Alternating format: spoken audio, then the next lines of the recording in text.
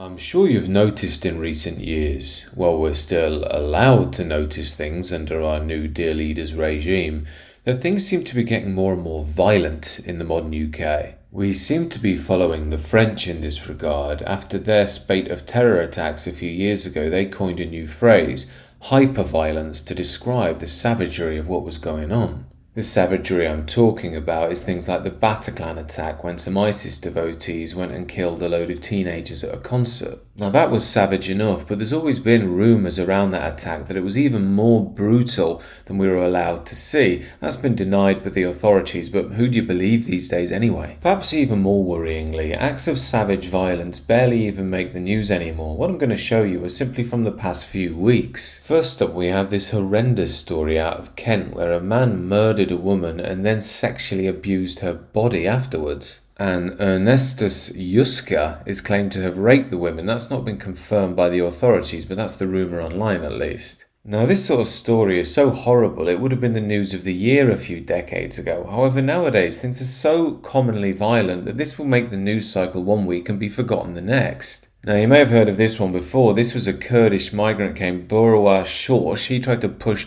a postman onto the London Underground tracks for no reason at all. Oh, and by the way, this guy had already been convicted of sex crimes and was facing deportation, so why was he wandering around free in London? But of course, you can't ask too many questions these days, lest Starmer Stasi knock your door down at 3 a.m. for thinking too much. And of course we have the Southport stabbings, which weren't so long ago either. They've largely been forgotten, given what happened in the riots afterwards, but they were absolutely horrendous. We shouldn't forget how bad they really were. Then of course you have the constant knife crime in London, which you just won't hear about in the mainstream unless they can find a way to blame it on white privilege. Look at the size of the machete this young black lad's been arrested with. There were over 100 murders in London in 2023. Over 60% of those were knife crime stabbings. This is exactly why people are increasingly alarmed and concerned at what's going on in Britain, yet Keir Starmer and his government haven't made any mention of it at all. Instead, Starmer seems completely obsessed at going completely overboard on the rioters. Now, as I've said on this channel before, if you're destroying private property and attacking people and rioting, you have to expect a response from the authorities. But then you have absolutely absurd stories like this cropping up where a protester has been jailed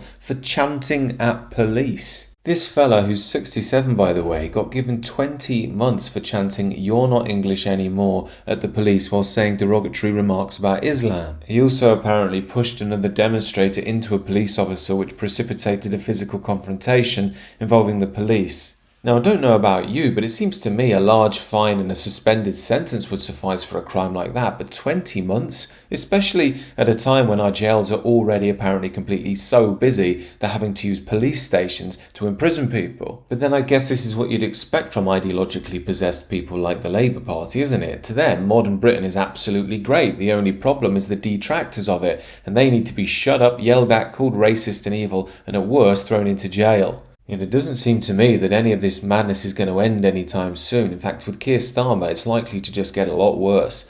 These are just my views, however. Do let me know what you think down below. Do consider subscribing to the channel.